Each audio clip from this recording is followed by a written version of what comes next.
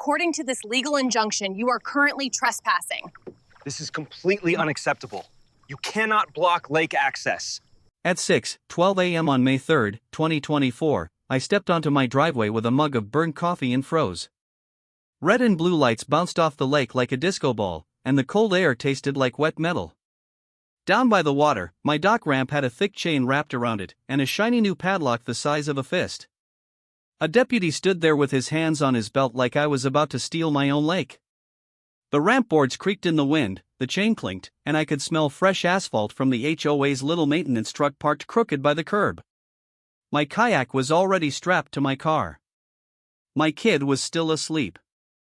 And somehow, before breakfast, my property had been turned into a crime scene. This whole mess is exactly why the title fits like a bruise. HOA padlocked my lake dock ramp without notice for safety, then I filed the injunction. The deputy said, HOA called it in. Safety hazard. Do not use the ramp until further notice. I asked him, whose ramp? He pointed at my dock like it belonged to the neighborhood. I said, it's deeded to my lot. He shrugged, like deeds were just feelings.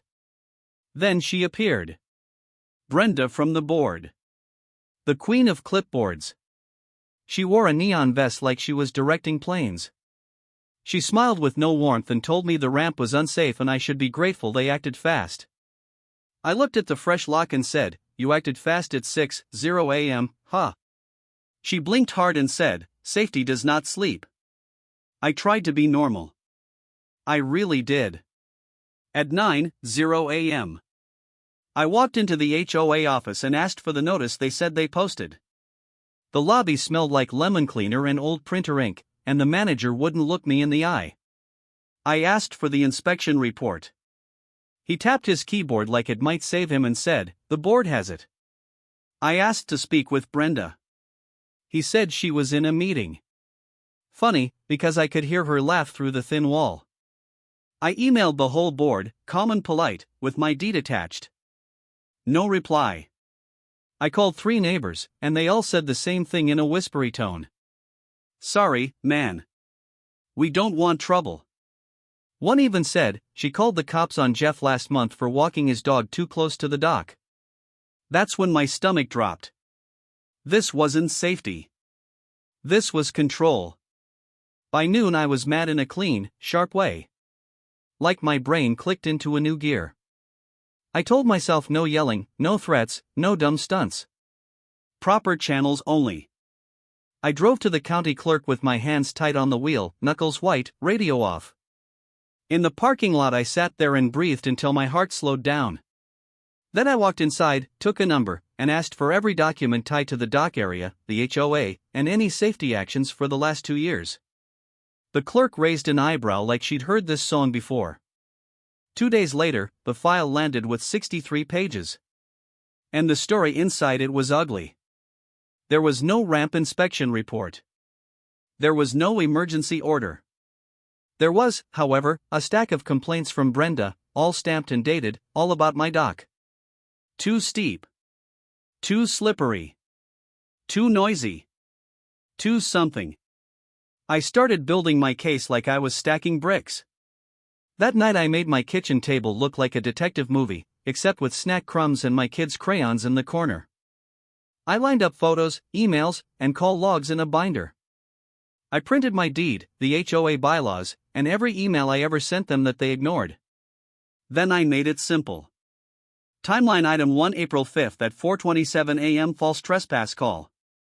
That was the night a patrol car rolled up while I was tightening bolts on the ramp with a headlamp on. Timeline item 2 April 18 at 7:40 p.m. complaint filed claiming I blocked community access even though the access is literally on my lot. Timeline item 3 May 3 at 6:12 a.m. ramp padlocked without notice. My lawyer friend looked at it and said the quiet part out loud.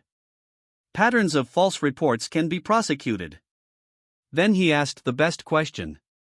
Did they even have authority to lock it? And that's when we found the missing puzzle piece. The HOA never pulled a permit for any safety repair on the shoreline. The payoff came fast because I brought receipts, not vibes. On May 10, 2024, at 2:15 p.m., we filed for an emergency injunction. The hearing was set for the next morning, and Brenda strutted into court like she was going to win an award. She carried a single folder. I carried my binder, a thumb drive, and the county records with the permit section highlighted.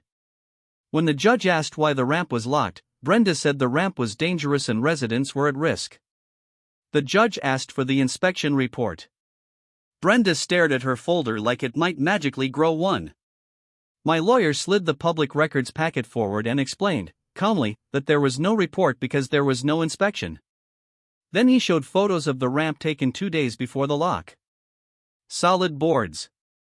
No rot. No collapse. He showed the emails I sent asking for proof.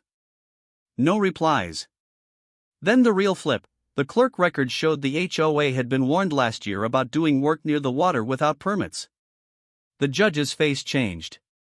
Not angry, just done.